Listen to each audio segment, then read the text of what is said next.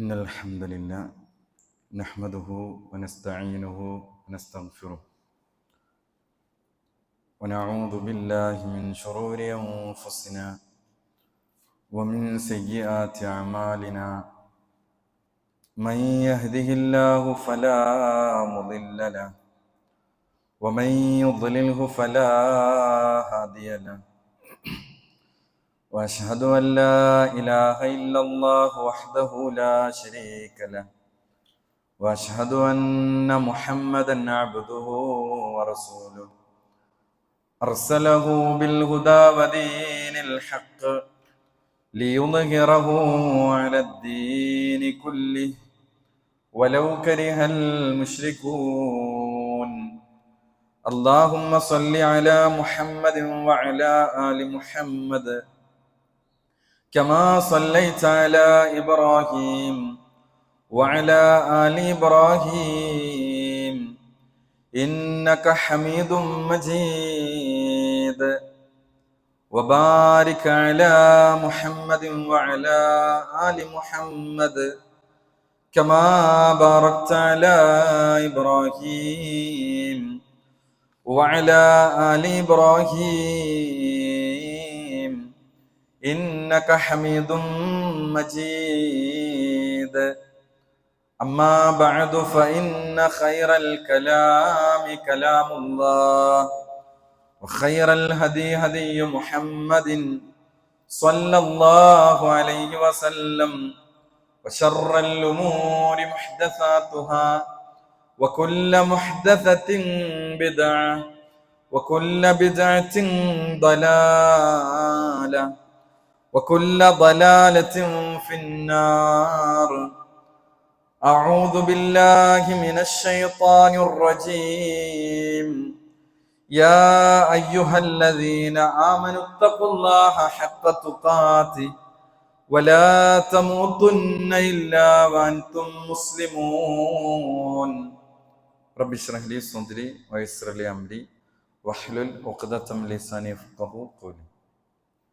നാം ഏവരെയും സൃഷ്ടിക്കുകയും പരിപാലിക്കുകയും സദാസമയവും നമ്മെ കാണുകയും കേൾക്കുകയും അറിയുകയും ചെയ്യുന്ന ഈ ലോകത്തിന്റെ സൃഷ്ടാവായ അല്ലാഹു സുബ്ഹാനഹു വ തആലയുടെ വിധിവിലക്കുകൾ, നിയമനിർദ്ദേശങ്ങൾ, പ്രവാചകന്റെ അധ്യാപനങ്ങൾ ജീവിതത്തിന്റെ എല്ലാ രംഗത്തും പ്രത്യേകിച്ച് നമ്മുടെ സ്വകാര്യ ജീവിതങ്ങളിൽ കാത്തു സൂക്ഷിക്കണേ എന്ന് എന്നോടെന്ന പോലെ ഓരോരുത്തരെയും ഓർമ്മപ്പെടുത്തുകയും നമ്മൾ കഴിഞ്ഞ 2 ഖുതുബകളിലായിട്ട് ഒരു സഹാബിക്ക് പ്രവാചകൻ നൽകിയ 7 ഉപദേശങ്ങൾ, ബറാ റളിയല്ലാഹു അൻഹുവിന് നൽകിയ 7 ഉപദേശം. അതിൽ ഒന്നാമത്തത് ജനാസയെ അനുഗമിക്കുക, മരണവുമായി മരണാനന്തര കർമ്മങ്ങളിൽ ഏർപ്പെടുക.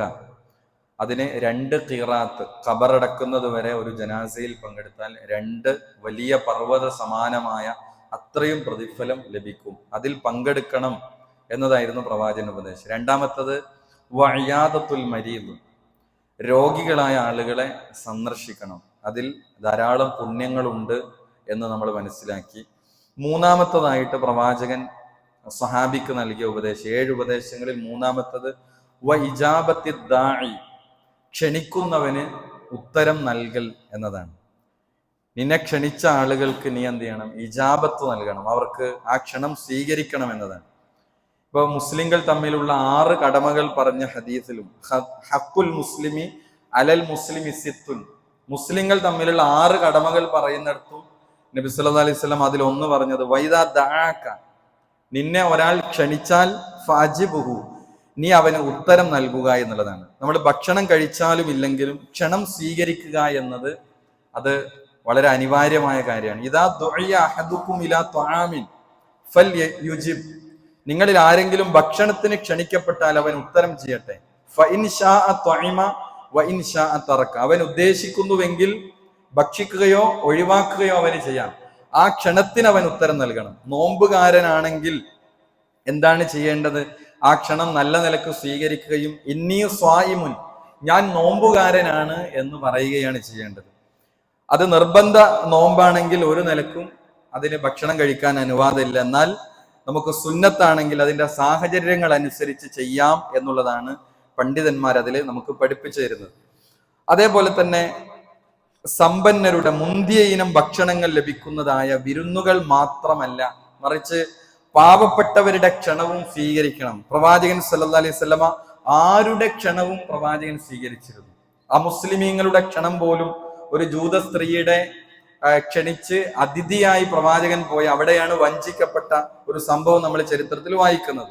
പ്രവാചകന്റെ പ്രയോഗം ഇതാണ്, ലൗ ദുഈത ഇലാ ഖുറാഇൻ ല അജബ്തു, അതായത് കുറക്, മൃഗത്തിന്റെ കണങ്കാൽ ഭാഗത്തെ എല്ലോട് ചേർന്ന ഇറച്ചി കഴിക്കാനാണ് ഞാൻ ക്ഷണിക്കപ്പെട്ടതെങ്കിൽ ഞാൻ അതിന് ഉത്തരം ചെയ്യും.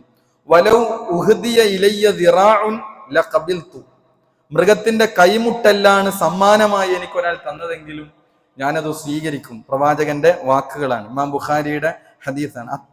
എത്ര ചെറുതാണെങ്കിലും ആ ക്ഷണത്തെ സ്വീകരിക്കുക എന്നത് പ്രവാചകന്റെ മാതൃകയാണ്. അതേപോലെ നിസ്സാര കാരണങ്ങൾ ക്ഷണം നിരസിക്കുന്നത് ശരിയല്ല എന്നുള്ളതാണ്.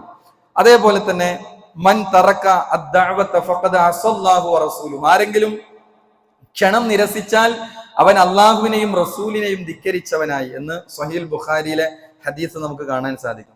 അപ്പൊ ക്ഷണം സ്വീകരിക്കുക എന്നത് വാജിബാണ് എന്നാണ്, നിർബന്ധമാണ് എന്നാണ് ഭൂരിഭാഗം പണ്ഡിതന്മാരുടെ അഭിപ്രായം. എന്നാൽ അനിവാര്യ ഘട്ടങ്ങളിൽ വ്യക്തമായ കാരണങ്ങൾ കൊണ്ട് ഒരാൾക്ക് ക്ഷണം എന്ത് ചെയ്യാം, തിരസ്കരിക്കാം, ക്ഷണം സ്വീകരിക്കാതിരിക്കാം. അതിന് ചില കാരണങ്ങൾ വേണം, നിബന്ധനകൾ. ക്ഷണിതാവ് ബഹിഷ്കരണം നിർബന്ധമോ മറ്റോ ആയ വ്യക്തിയാണെങ്കിൽ, അത് അറിയപ്പെടുന്ന തെമ്മാടിയോ തിന്മയിലേക്ക് ക്ഷണിക്കുന്നവനോ തുടങ്ങിയ സഹവാസം പാടില്ലാത്ത വ്യക്തിയോ ഒക്കെ ആണെങ്കിൽ എന്ത് ചെയ്യാം, അത്തരം നിലപാടുകൾ സ്വീകരിക്കാം.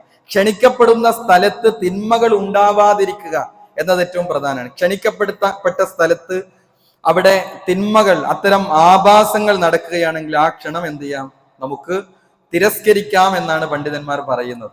ഇത്തരം തോന്നിവാസങ്ങളൊക്കെ നിറഞ്ഞ അതേപോലെയുള്ള ഹറാമുകൾ നിറഞ്ഞാടുന്ന വിരുന്നുകളാണെങ്കിൽ എന്ത് ചെയ്യാം, നമുക്കത് ഒഴിവാക്കാവുന്നതാണ്. കാരണം ഇസ്ലാം പ്രകടമായി ഹറാം എന്ന് പഠിപ്പിച്ചൊരു കാര്യം അവിടെ ഉണ്ടെങ്കിൽ അത്തരം ക്ഷണങ്ങൾ തിരസ്കരിക്കാവുന്നതാണ്.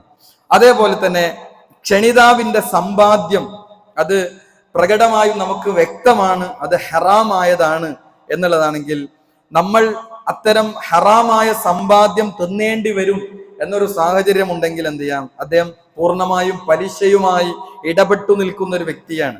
അപ്പൊ ആ നിഷിദ്ധമായ സമ്പാദ്യത്തെ നമ്മൾ അംഗീകരിക്കാതിരിക്കാനും അതിന് പ്രോത്സാഹനമേകാതിരിക്കാനും ആ ക്ഷണം തിരസ്കരിക്കാമെന്നാണ് പണ്ഡിതന്മാർ നമ്മളെ പഠിപ്പിക്കുന്നത്.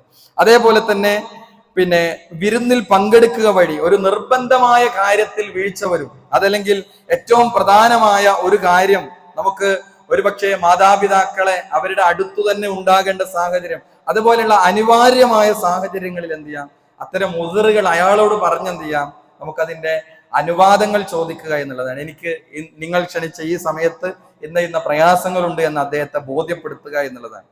അതേപോലെ തന്നെ അള്ളാഹുവെ പൂർണ്ണമായും വിസ്മരിക്കുന്ന സദസ്സുകൾ, അവിടെയും അത്തരം തിരസ്കരണങ്ങൾ റസൂലുള്ളാഹി സ്വല്ലല്ലാഹു അലൈഹി വസല്ലമ നമ്മളെ പഠിപ്പിക്കുന്നുണ്ട്.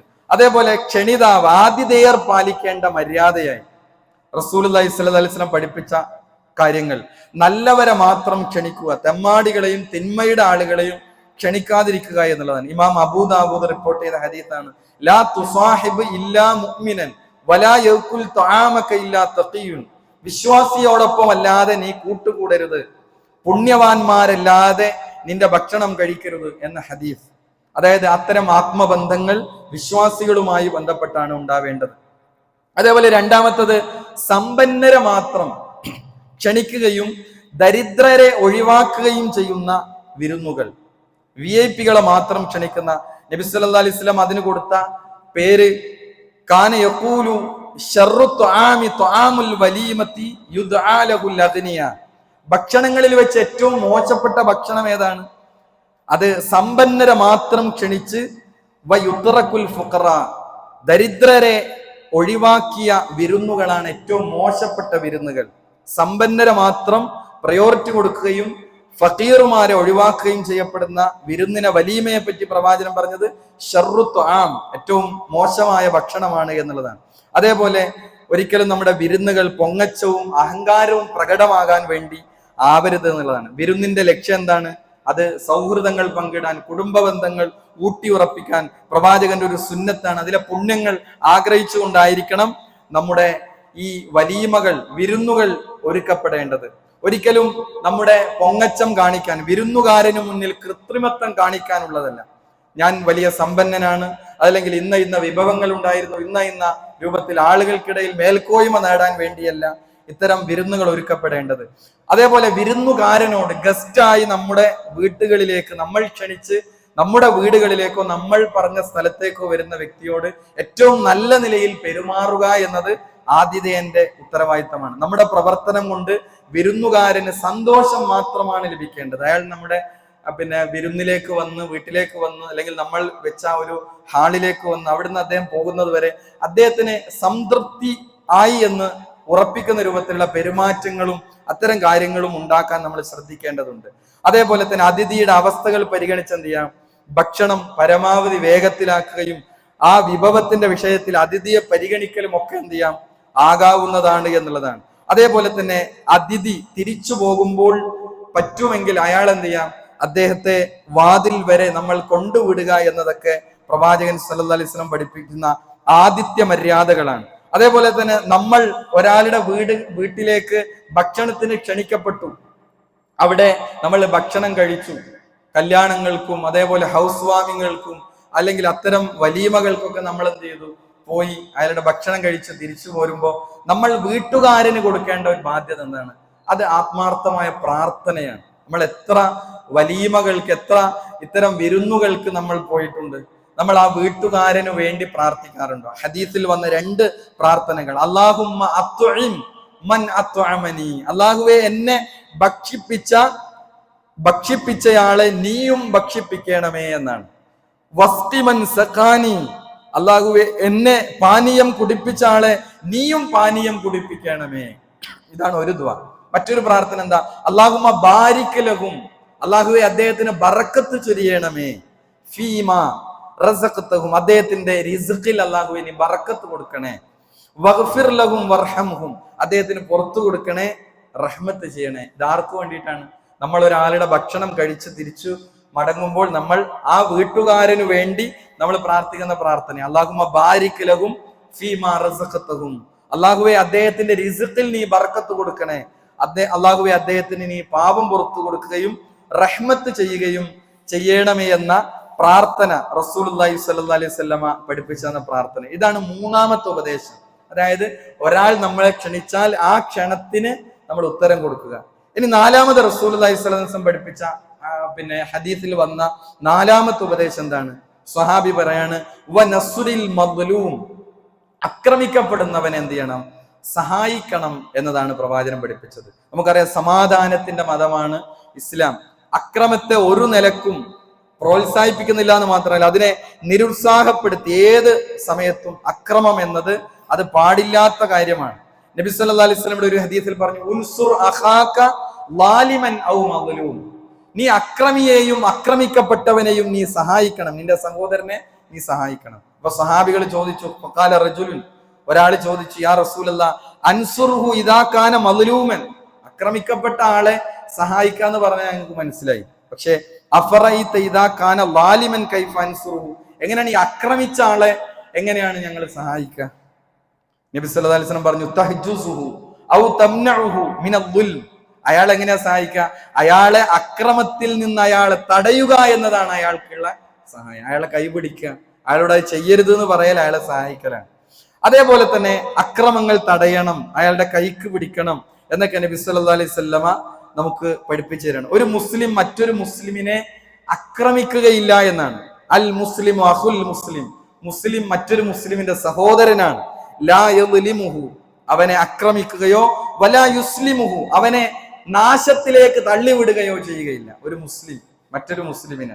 ഇനി മാത്രമല്ല, നമുക്ക് അവന്റെ ആവശ്യങ്ങൾ പൂർത്തീകരിക്കുന്നതിൽ ഇസ്ലാം എത്ര വലിയ പ്രാധാന്യമാണ് കൊടുത്തത്. ഒരാളുടെ, ഒരു സഹോദരന്റെ ആവശ്യത്തെ അതിൽ നമ്മൾ ഇടപെടുക, അത് പൂർത്തീകരിച്ചു കൊടുക്കുക. അതിൽ നമുക്കെന്താണ് ബെനിഫിറ്റ്? ദുനിയാവിൽ പ്രത്യേകിച്ച് ഒന്നും കാര്യങ്ങളൊന്നും കിട്ടാനില്ല. പക്ഷേ പ്രവാചകൻ സല്ലല്ലാഹു അലൈഹി വസല്ലം പഠിപ്പിച്ച അതിന്റെ ഗുണങ്ങൾ എന്താണ്?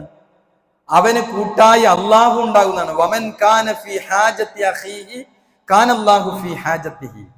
ആരെങ്കിലും സഹോദരന്റെ ആവശ്യങ്ങൾ പൂർത്തീകരിക്കുന്നതായാൽ അള്ളാഹു അവന്റെ ആവശ്യവും പൂർത്തീകരിച്ചു കൊടുക്കും. നമ്മൾ ഒരാളുടെ കഷ്ടപ്പാടുകൾ പരിഹരിക്കാൻ ഇറങ്ങി, ഈ ഇറങ്ങിയ ആളുടെ ആവശ്യങ്ങളിലേക്ക് അള്ളാഹു എന്ത് ചെയ്യും? ഒരു പരിഹാരങ്ങൾ ഉണ്ടാക്കുന്നതാണ്. ആക്രമിക്കുകയല്ല, സഹോദരന്റെ പ്രയാസം നീക്കി കൊടുക്കുകയാണ് ചെയ്യേണ്ടത്. മറ്റൊരു ഹദീസ് ഇങ്ങനെയാണ്, മൻ ഫറജാൻ മുസ്ലിമിൻ കുർബത്തൻ ഫറജല്ലാഹു അൻഹു കുർബത്തൻ മിൻ ഖുർബാത്തി യൗമിൽ ഖിയാമ. മുസ്ലിമിന്റെ പ്രയാസം നീക്കിയാൽ അവന്റെ പരലോകത്തെ പ്രയാസങ്ങൾ അല്ലാഹു നീക്കി കൊടുക്കുന്നതാണ്. നമ്മൾ ഇവിടുന്ന് ഒരാളുടെ പ്രയാസം നീക്കി കൊടുത്താൽ നമുക്ക് പരലോകത്ത് നേരിടേണ്ടി വരുന്ന പ്രയാസം അല്ലാഹു ഏറ്റെടുക്കും, അത് നീക്കി തരുന്നതാണ്. അപ്പോ ഇഹലോകത്ത് ഒരാൾ ആക്രമിച്ചവൻ പരലോകത്ത് പ്രയാസപ്പെടും. അക്രമം എന്ന് പറഞ്ഞ നാവ് കൊണ്ട് അക്രമുണ്ട്, കൈ കൊണ്ട് അക്രമുണ്ട്, അല്ലെ?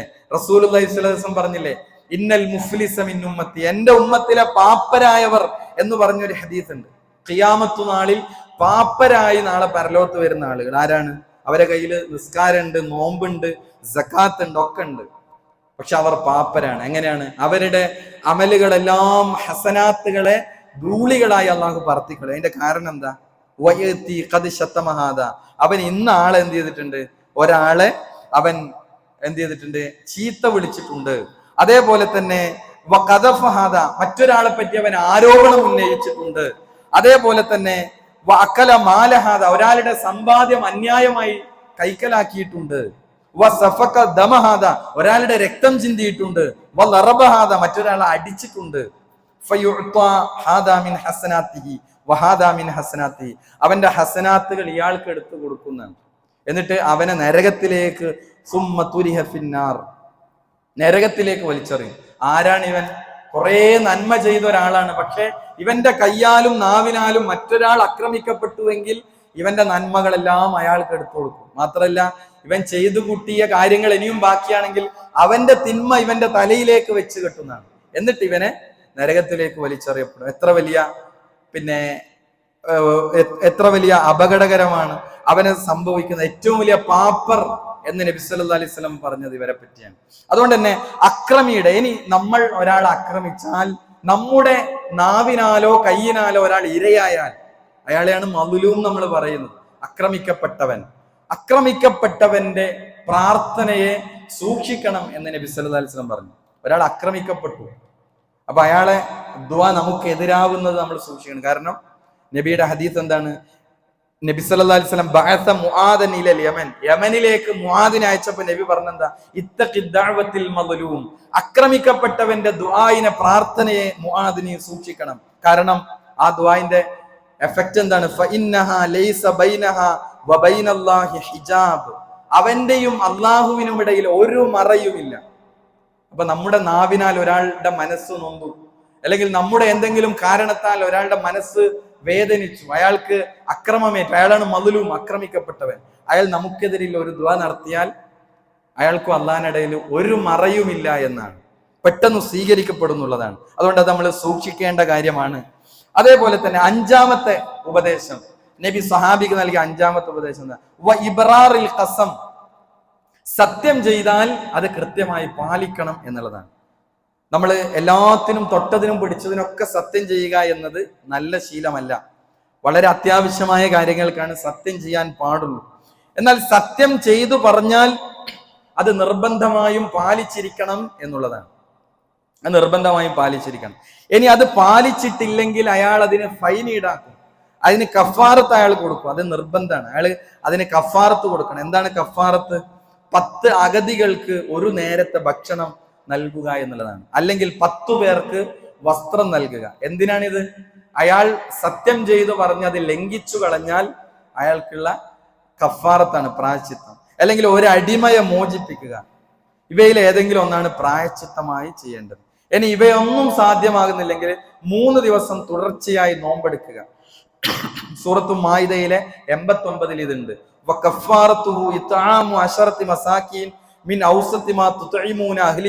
എന്ന് തുടങ്ങുന്ന ആയത്തിൽ ഈ കാര്യങ്ങൾ അല്ലാഹു സുബ്ഹാനഹു വ തആല സത്യം ലംഘിച്ചാലുള്ള കാര്യം. അപ്പൊ നബി സല്ലല്ലാഹു അലൈഹി വസല്ലമയുടെ ഉപദേശം എന്താണ്? സത്യം ചെയ്തു പറഞ്ഞാൽ അതെന്ത് ചെയ്യണം? പാലിക്കപ്പെടണം എന്നാണ് നബി സല്ലല്ലാഹു അലൈഹി വസല്ലം കൃത്യമായി പഠിപ്പിക്കുന്നത്. ആറാമത്തെ കാര്യം വതശ്മീത്തിൽ ആതിഷ്, തുമ്മിയവന് മറുപടി പറയലാണ്. ഒരാൾ തുമ്മുകയും അൽഹംദുലില്ലാ എന്ന് പറയുകയും ചെയ്താൽ അത് കേട്ട വ്യക്തി യർഹമുക്കല്ലാ എന്നെന്ത് ചെയ്യണം? പറയണം എന്നുള്ളതാണ്. മുസ്ലിമിനോടുള്ള 6 ബാധ്യതകളും നബി എണ്ണി എന്താണ്? വൈദ ആത്വസ, ഒരാൾ തുമ്മി, ഫഹമിദല്ലാ, എന്നിട്ട് അയാൾ അൽഹംദുലില്ലാ എന്ന് പറഞ്ഞു, ഫശമ്മിതുഹു യർഹമുക്കല്ലാ എന്ന് അയാൾക്ക് വേണ്ടി റഹ്മത്തിന് വേണ്ടി പ്രാർത്ഥിക്കണം. തുമ്മിയാൽ അൽഹംദുലില്ലാ എന്ന് പറഞ്ഞെങ്കിൽ മാത്രമാണ് യർഹമുക്കല്ലാ എന്ന് പറയേണ്ടത്. നബി സല്ലല്ലാഹു അലൈഹി വസല്ലം ഹദീസിൽ കാണാം, ഇദാ അത്വസ അഹദുക്കും ഫഹമിദല്ലാഹു ഫശമ്മിതുഹു ഫഇല്ലം യഹ്മദില്ലാഹു ഫലാ തുശമ്മിതുഹു. നബി സല്ലല്ലാഹു അലൈഹി വസല്ലം പറയാണ്, നിങ്ങളിൽ ഒരാൾ തുമ്മുകയും അള്ളാഹുവിനെ സ്തുതിക്കുകയും ചെയ്താൽ, അൽഹംദുലില്ലാ എന്ന് പറയുകയും ചെയ്താൽ നിങ്ങൾ മറുപടി പറയുക. ഇനി അൽഹംദുലില്ലാ എന്ന് പറഞ്ഞില്ലെങ്കിലോ നിങ്ങൾ മറുപടി പറയേണ്ടതില്ല. ഇതാണ് 6ാമത്തെ കാര്യം. 7ാമത്തെ കാര്യം, നബി സല്ലല്ലാഹു അലൈഹി വസല്ലം ഈ ഹദീസിൽ അവസാനത്തതായി ആ സഹാബിക്ക് നൽകുന്ന ഉപദേശം വറദ്ദ സലാം, സലാം മടക്കുക എന്ന കാര്യമാണ്. നമുക്കറിയാം നബി സല്ലല്ലാഹു അലൈഹി വസല്ലം നമുക്കിടയിൽ സ്നേഹബന്ധം ഉണ്ടാക്കാനുള്ള ഏറ്റവും നല്ല മാർഗമായി നബി സല്ലല്ലാഹു അലൈഹി വസല്ലം പറഞ്ഞ എന്താണ്? നിങ്ങൾ പരസ്പരം അറിയുന്നവർക്കും അറിയാത്തവർക്കും സലാമിനെ അഫ്ശുസ്സലാമ ബൈനക്കും, നിങ്ങൾക്കിടയിൽ സലാമിനെ നിങ്ങൾ എന്ത് ചെയ്യുക? വ്യാപിപ്പിക്കുക. അപ്പൊ ഒരാൾ സലാം പറഞ്ഞാൽ അയാൾക്ക് അധികം കൊടുക്കുക എന്നുള്ളതാണ്. ഒരാൾ അസ്സലാമു അലൈക്കും എന്ന് പറഞ്ഞാൽ വഅലൈക്കുമുസ്സലാം വറഹ്മത്തുള്ളാഹി വബറകാതുഹു വറഹ്മത്തുള്ളാഹ്. ഇനി അസ്സലാമു അലൈക്കും വറഹ്മത്തുള്ളാഹി എന്നാണെങ്കിൽ വഅലൈക്കുമുസ്സലാം വറഹ്മത്തുള്ളാഹി വബറകാതുഹു എന്ന് അയാൾ പറയുന്നതിനേക്കാൾ അധികം കൊടുക്കാൻ എന്ത് ചെയ്യുക? ശ്രദ്ധിക്കുക. എന്താണ് സലാം എന്ന് പറയുന്നത്? അള്ളാഹുവിന്റെ സമാധാനം നിങ്ങൾക്കുണ്ടാകട്ടെ, റഹ്മത്ത്, കാരുണ്യം ഉണ്ടാകട്ടെ, ബറക്കത്ത്, അനുഗ്രഹം ഉണ്ടാകട്ടെ എന്നൊക്കെയാണ് നമ്മൾ ആ അഭിവാദ്യ വാചകത്തിലൂടെ നമ്മൾ ഒരാൾക്ക് പ്രാർത്ഥിക്കണം. ഏത് സമയത്തും നമുക്കിത് പറയാം. കല്യാണ വീട്ടിലാണെങ്കിലും മരണ വീട്ടിലാണെങ്കിലും ഒക്കെ പറയാം. കാരണം ഇതൊരു ദുആയാണ്. സമാധാനത്തിനു വേണ്ടി, ഒരു സഹോദരന് വേണ്ടി നമുക്ക് പ്രാർത്ഥിക്കുകയാണ്. അതുകൊണ്ട് തന്നെ ഒരാൾ നമ്മളോട് സലാം പറഞ്ഞാൽ അയാളുടെ സലാമിന് മറുപടി നൽകുക, അയാൾക്ക് സലാം മടക്കുക എന്നുള്ളത് നബി സല്ലല്ലാഹു അലൈഹി വസല്ലം 7ാമത്തെ ഉപദേശമായി ബറാ റളിയല്ലാഹു അൻഹുവിനെ പ്രവാചകൻ സല്ലല്ലാഹു അലൈഹി വസല്ലം കൊടുക്കുകയാണ്. അതുകൊണ്ട് തന്നെ നബി സല്ലല്ലാഹു അലൈഹി വസല്ലമയുടെ ഇത്തരം ഉപദേശങ്ങളെ നമ്മൾ എന്ത് ചെയ്യണം? അതിൻ്റെതായ ഗൗരവത്തിലെടുക്കുകയും നമ്മുടെ ജീവിതത്തിൽ അത് പാലിക്കാൻ നമ്മൾ ഓരോരുത്തരും ശ്രദ്ധിക്കുകയും ചെയ്യേണ്ടതുണ്ട്. അല്ലാഹു സുബ്ഹാനഹു വ തആല നമുക്ക് ഓരോരുത്തർക്കും തൗഫീഖ് നൽകി അനുഗ്രഹിക്കുമാറാകട്ടെ.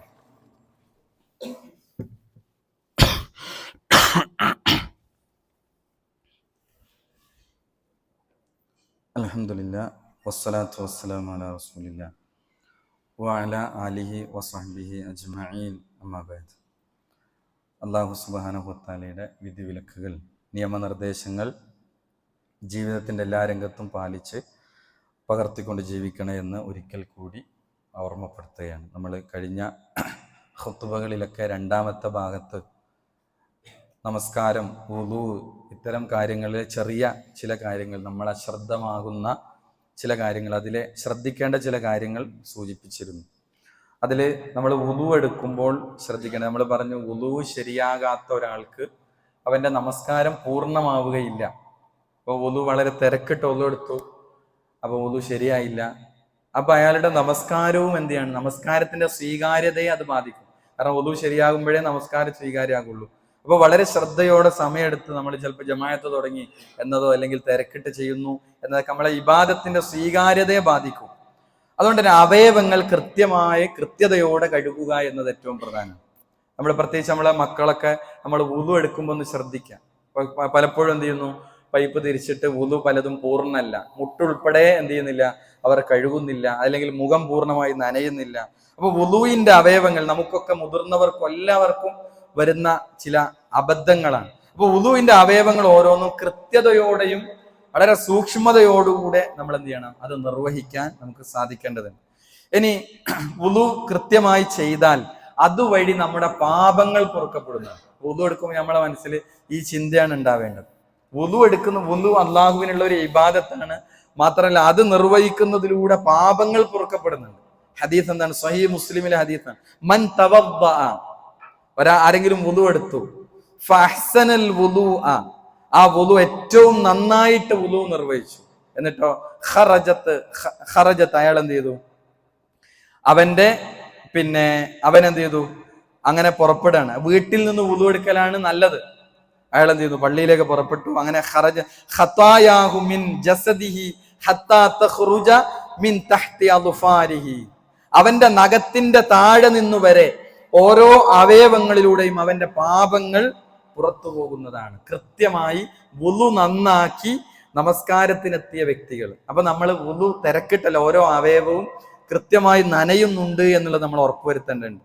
അപ്പൊ ഏറ്റവും നല്ല രൂപത്തിൽ വുളു നിർവഹിച്ച ശേഷം ഒരിക്കൽ നബി സല്ലല്ലാഹു അലൈഹി വസല്ലം സഹാബികളോട് പറയാണ്, മൻ തവദ്ദഅ ഹാകദ, ഇതുപോലെ ആരെങ്കിലും വുളു ചെയ്ത ശേഷം സുമ്മ ഖറജ ഇലൽ മസ്ജിദ്, അപ്പൊ തന്നെ കിട്ടിയ എവിടുന്ന്? പ്രവാചകന്റെ സുന്നത്ത് എവിടുന്നാണ്? വീട്ടിൽ നിന്ന് വുളു എടുത്ത് പള്ളിയിലേക്ക്. എന്നാൽ പള്ളിയിൽ നിന്ന് വുളു എടുക്കൽ തെറ്റ് എന്നല്ല, മറിച്ച് ഏറ്റവും അഫ്ളലായത് ഒരാൾ വീട്ടിൽ നിന്ന് തന്നെ വുളു എടുത്ത് മസ്ജിദിലേക്ക് പുറപ്പെട്ടു. ലാ യൻഹസുഹു ഇല്ല സ്വലാത്തു ഗുഫിറ ലഹു മാ ഖലാ മിൻ ദംബിഹി. നബി പറയാണ്, നമസ്കാരം മാത്രം ഉദ്ദേശിച്ചുകൊണ്ട് അയാൾ പള്ളിയിലേക്ക് പുറപ്പെട്ടാൽ, വീട്ടിൽ നിന്ന് ഇറങ്ങിയത് നിസ്കാരം ലക്ഷ്യം വെച്ചാണ്, ഒരു ജമാഅത്തിനെ ലക്ഷ്യം വെച്ചാണ് അയാൾ ഇറങ്ങിയത്, അവന്റെ മുൻകഴിഞ്ഞ പാപങ്ങളെല്ലാം അയാൾക്ക് പൊറുക്കപ്പെടുന്നതാണ്.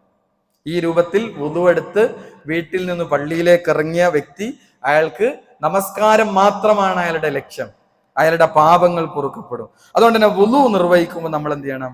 ഈ ശ്രദ്ധ നമ്മളിൽ ഉണ്ടാകണം എന്നാണ് ഓർമ്മപ്പെടുത്താനുള്ളത്. അത് എങ്കിൽ മാത്രമേ നമ്മളെ പാപങ്ങൾ പൊറുക്കപ്പെടുകയുള്ളൂ എന്നുള്ളത്. അത് സൂക്ഷ്മതയോടെ ധൃതിയില്ലാതെ നിർവഹിക്കാൻ നമുക്ക് സാധിക്കേണ്ടതുണ്ട്. മറ്റൊന്ന്, വുളുവിന് മുമ്പ് നബി സല്ലല്ലാഹു അലൈഹി വസല്ലമയുടെ ഒരു സുന്നത്താണെന്ത്?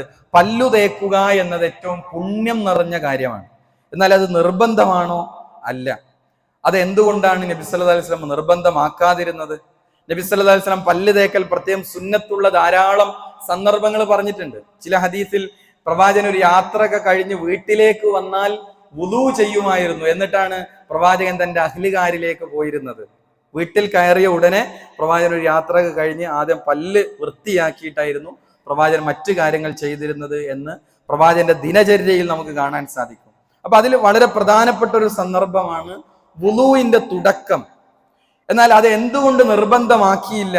നമ്മൾ വുളുവിൽ കൈ കഴുകുന്നു, അതേപോലെ മുഖം കഴുകുന്നു, പിന്നെ മൂക്കിലും വായിലൊക്കെ വെള്ളം കയറ്റി ചീറ്റുന്നു, ഇതൊക്കെ ചെയ്യുന്നു. പക്ഷെ അതിന്റെ ഒരു ഭാഗമായി വുളുവിനെ നിർബന്ധമാക്കാതിരുന്നത് എന്തുകൊണ്ടാണ്? നബി സല്ലല്ലാഹു അലൈഹി വസല്ലം പറഞ്ഞത്, ലൗല അൻ അശുഖ അലാ ഉമ്മത്തി ലഅമർതുഹും ബിസ്സിവാക്, എന്റെ ഉമ്മത്തിന്, സമുദായത്തിന് പ്രയാസമാകില്ലായിരുന്നുവെങ്കിൽ ഓരോ വുളുവിനോടൊപ്പവും പല്ല് ശുദ്ധിയാക്കാൻ ഞാൻ കൽപ്പിക്കുമായിരുന്നു.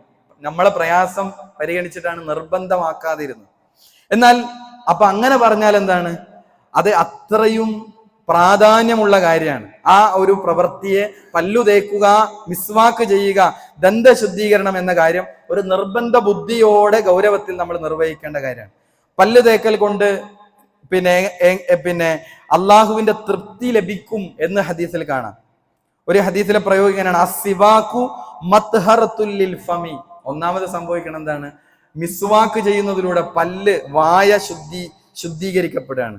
മർലാത്തുല്ലിർ റബ്ബി, റബ്ബിങ്കൽ നിന്നുള്ള തൃപ്തിയും അവന് ലഭിക്കുന്നതാണ്. ഒരു തൃപ്തി ഈ മിസ്വാക്ക് ചെയ്യുന്നതിലൂടെ കിട്ടുന്നതാണ്. അപ്പൊ വായക്ക് ശുദ്ധിയാണ്, അള്ളാന്റെ തൃപ്തിയും അതിലൂടെ നമുക്ക് ലഭിക്കും എന്നുള്ളതാണ്. ഇനി നമ്മള് വുളുവിനോടൊപ്പം പല്ല് തേക്കൽ ഒരു പ്രത്യേക സുന്നത്തായ കാര്യമാണ്. എന്നാൽ അതില്ലെങ്കിലും വുളു ശരിയാകുന്നതാണ്. എന്നാൽ നമ്മൾ എന്ത് ചെയ്യാ? നബി സല്ലല്ലാഹു അലൈഹി വസല്ലം ഇത് ചെയ്ത് കാണിച്ചു തന്നിട്ടുണ്ട്. ദന്തശുദ്ധീകരണം നമുക്ക് ബ്രഷ് ഉപയോഗിക്കാം, അതല്ലെങ്കിൽ അറാക്ക്, മിസ്വാക്ക് ഉപയോഗിക്കാം. ഇനി ഇതൊന്നുമില്ല, നമ്മളൊരു പള്ളിയിൽ കയറി യാത്രയുടെ ഇടയിലാണ്, നമുക്ക് എന്ത് ചെയ്യാം? നമ്മുടെ കൈ കൊണ്ടെങ്കിലും എന്ത് ചെയ്യാം? നമുക്ക് പല്ല് ശുദ്ധീകരിക്കാം. നമുക്ക് വുളുവിന്റെ മുമ്പായിട്ട് എന്ത് ചെയ്യുന്നു? നമ്മൾ പല്ല് നന്നായിട്ട് എന്ത് ചെയ്യുന്നു? ശുദ്ധീകരിക്കാവുന്നതാണ്. അപ്പൊ ഇതുകൊണ്ട് അല്ലാഹു സുബ്ഹാനഹു വ തആലയുടെ തൃപ്തിയാണ് നമുക്ക് എന്ത് ചെയ്യുന്നത്? അതിലൂടെ ലഭിക്കുന്നത്. അതുകൊണ്ട് തന്നെ ഈ കാര്യങ്ങൾ നമ്മൾ എന്ത് ചെയ്യണം? പ്രത്യേകമായി ശ്രദ്ധിക്കണം എന്നാണ് ഓർമ്മപ്പെടുത്താൻ. നമുക്കറിയാം, നമസ്കാരം എന്നത് അതിന്റെ ഓരോ കാര്യവും നബി സല്ലല്ലാഹു അലൈഹി വസല്ലം വളരെ കൃത്യമായി നമുക്ക് പഠിപ്പിച്ചു തന്നു. നമസ്കാരത്തിന്റെ ഓരോ കൈഫിയത്തും നബി സല്ലല്ലാഹു അലൈഹി വസല്ലം, അതിന്റെ രൂപവും നമുക്ക് പഠിപ്പിച്ചു തന്നു. മാത്രമല്ല, അതിന്റെ അനുഷ്ഠിക്കുന്ന കാര്യത്തിൽ വരെ ഒരു സമയത്തും നമുക്ക് ഇളവുകളില്ല. രോഗിയാണ്, അയാളുടെ സക്കറാത്തിലാണ്, അയാൾക്ക് ബോധമുണ്ട്, അവസാന സമയങ്ങളിലാണ്, അയാൾക്ക് ബോധവും ഓർമ്മയും ഉണ്ടെങ്കിൽ അയാൾ എന്ത് ചെയ്യണം? മനസ്സുകൊണ്ട് വരെ അയാൾക്ക് എന്ത് ചെയ്യാം? അത് നിർവഹിക്കാം. ആ രൂപത്തിൽ യുദ്ധസമയത്ത് വരെ 2 ടീമുകളായി തിരിഞ്ഞ് നബി സല്ലല്ലാഹു അലൈഹി വസല്ലം എന്ത് ചെയ്തു? ഒരു ടീം നമസ്കരിക്കുന്നു, ഒരു ടീം അവർക്ക് കാവൽ നിൽക്കുന്നു. എന്നിട്ട് ഈ ആദ്യത്തെ സംഘത്തിന്റെ നമസ്കാരം കഴിഞ്ഞാൽ ഇവർ കാവൽ നിൽക്കുന്നു, രണ്ടാമത്തെ സംഘം നമസ്കാരത്തിൽ ഏർപ്പെടുന്നു. ഏതെങ്കിലും ഒരു സമയത്ത് നമസ്കാരത്തിന് ഇളവുകൾ നൽകുമായിരുന്നെങ്കിൽ ആ ശത്രുക്കളുടെ ഭയം നിറഞ്ഞു നിൽക്കുന്ന ആ സമയത്ത് ഒരളവ് കൊടുക്കണമായിരുന്നു. അതുകൊണ്ട് തന്നെ നമ്മുടെ ജീവിതത്തിൽ 5 നേരത്തെ നമസ്കാരം നമ്മൾ എന്ത് ചെയ്യണം? അത് സമയബന്ധിതമായി നിർവഹിക്കാൻ നമുക്ക് എന്ത് ചെയ്യണം? സാധിക്കണം. പലപ്പോഴും ആളുകൾ സമയം തെറ്റി നിർവഹിക്കപ്പെടുന്നു.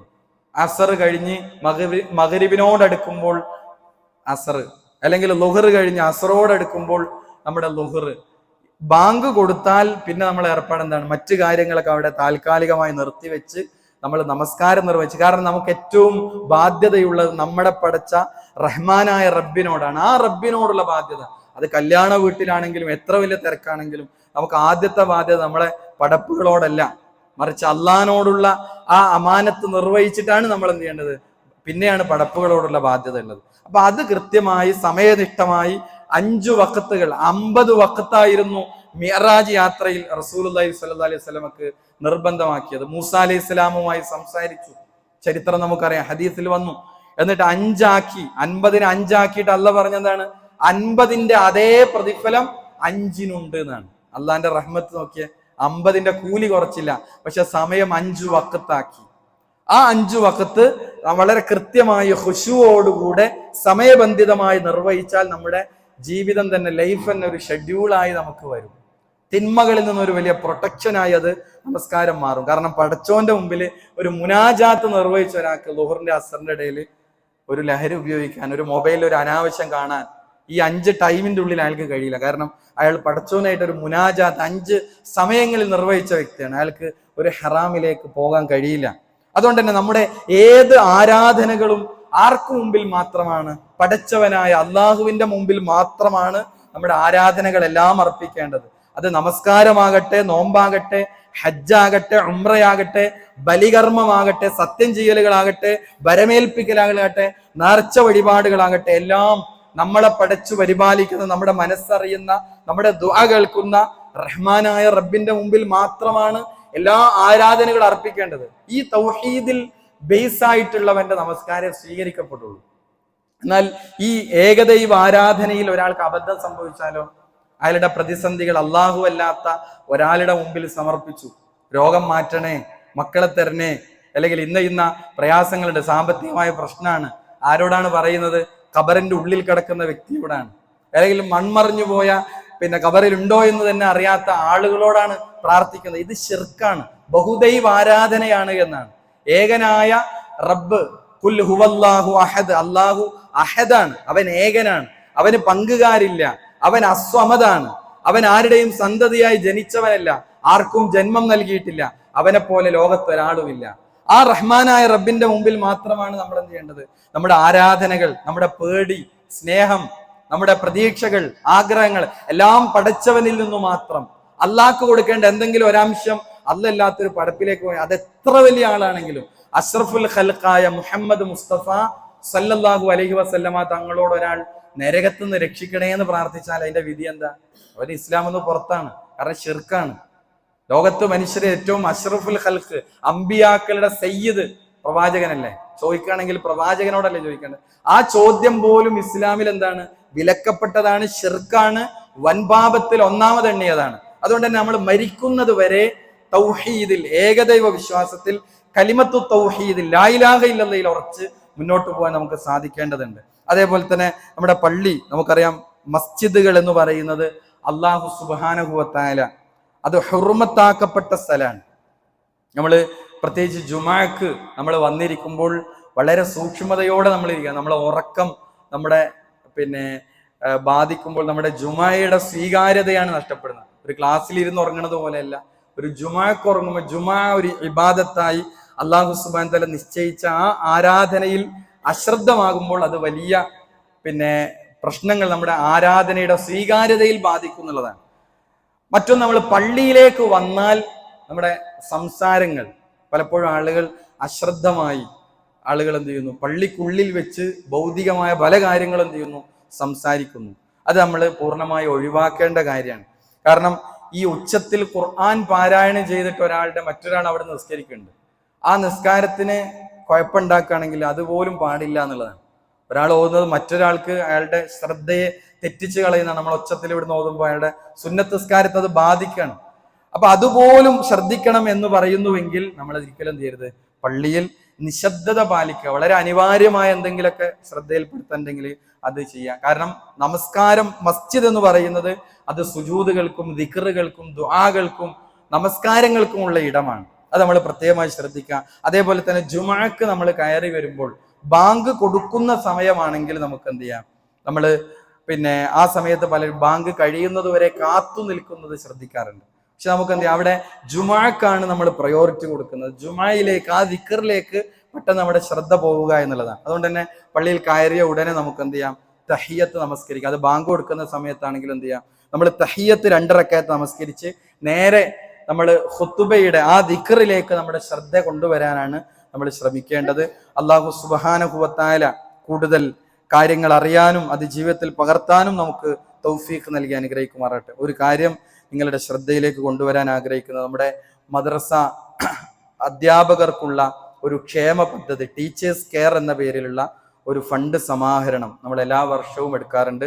ടീച്ചേഴ്സ് കെയർ നമ്മുടെ വിദ്യാഭ്യാസ ബോർഡ് രൂപകൽപ്പന ചെയ്ത ഒരു ചാരിറ്റി വർക്കാണ്. മദ്രസ രംഗത്ത് വർക്ക് ചെയ്യുന്ന അധ്യാപകർക്ക്, അവർക്ക് വീടില്ലാത്തവർ, ചികിത്സ ആവശ്യങ്ങളുള്ളവർ, അവരുടെ മക്കളുടെ പഠനങ്ങൾ, ഇത്തരം കാര്യങ്ങൾക്ക് വേണ്ടി നമ്മൾ ഫണ്ട് കളക്ട് ചെയ്യാറുണ്ട്. അതിൽ നമുക്ക് ഓഗസ്റ്റ് 7-നാണ് നമ്മൾ അതിൻ്റെ ഒരു ഫണ്ട് സമാഹരണ ദിനമായി വെച്ചിരിക്കുന്നത്. ഇന്നല്ല, അടുത്ത വെള്ളിയാഴ്ചയാണ്. അപ്പൊ നമ്മൾ അടുത്ത വെള്ളിയാഴ്ച വരുമ്പോൾ നമ്മൾ എന്ത് ചെയ്യണം, പ്രത്യേകമായി നമ്മുടെ ഒരു വിഹിതം കൊണ്ടുവന്ന് ഏൽപ്പിക്കാൻ വേണ്ടി ശ്രദ്ധിക്കുക. കഴിഞ്ഞ വർഷങ്ങളിൽ ഈ ടീച്ചേഴ്സ് കെയറിലൂടെ 14 വീടുകൾ പണി പൂർത്തിയായി കഴിഞ്ഞു. അധ്യാപകരായ ടീച്ചർമാരായ ആളുകൾക്ക് 14 വീടുകളിൽ താമസം ആരംഭിച്ചു കഴിഞ്ഞു. 26 വീടുകളുടെ നിർമ്മാണം ഇപ്പോൾ ഈ ഒരു പദ്ധതിയിലൂടെ നിർമ്മാണം നടന്നുകൊണ്ടിരിക്കുകയാണ്. മാത്രമല്ല അവരുടെ മക്കളുടെ വിദ്യാഭ്യാസ ചെലവുകൾ, ചികിത്സ, പെൻഷൻ തുടങ്ങിയ ഇനങ്ങളിലെല്ലാം ധാരാളം പേരെ സഹായിച്ചു വരുന്ന വളരെ ബൃഹത്തായ ഒരു പദ്ധതിയാണ്. അതിൽ നമ്മൾ അടുത്ത വെള്ളിയാഴ്ച കാര്യമായി ആ ഒരു ഇനത്തിലേക്ക് നമ്മൾ സംഭാവനകൾ ചെയ്യുക. അല്ലാഹു സുബ്ഹാനഹു വ തആല നാം ചിലവഴിക്കുന്നതിലും ബാക്കിയാക്കുന്നതിലും ബറക്കത്ത് പ്രദാനം ചെയ്യുമാറാകട്ടെ. നമ്മിൽ നിന്ന് രോഗികളായി രോഗം കൊണ്ട് കഷ്ടപ്പെടുന്ന ധാരാളം ആളുകൾ, അള്ളാഹു നീ അവർക്ക് ശിഫ പ്രദാനം ചെയ്യണമേ. നമ്മിൽ നിന്ന് മരണപ്പെട്ടു പോയ മുഅ്മിനീങ്ങൾ, അള്ളാഹു നീ അവർക്ക് മഗ്ഫിറത്തും മർഹമത്തും നൽകി അനുഗ്രഹിക്കണമേ. ലോകത്തിന്റെ വ്യത്യസ്ത ഭാഗങ്ങളിൽ പ്രയാസങ്ങൾ അനുഭവിക്കുന്ന മുസ്ലിം ഉമ്മത്ത്, അള്ളാഹു നീ അവർക്ക് നിർഭയത്വം, സമാധാനം, രക്ഷ നൽകി അനുഗ്രഹിക്കണമേ. اللهم اغفر للمؤمنين والمؤمنات والمسلمين والمسلمات. اللهم إنا نسألك الجنة. اللهم أجرنا من النار. ربنا تقبل منا إنك أنت السميع العليم. ربنا آتنا في الدنيا حسنة وفي الآخرة حسنة وقنا عذاب النار. آمين آمين برحمتك يا أرحم الراحمين.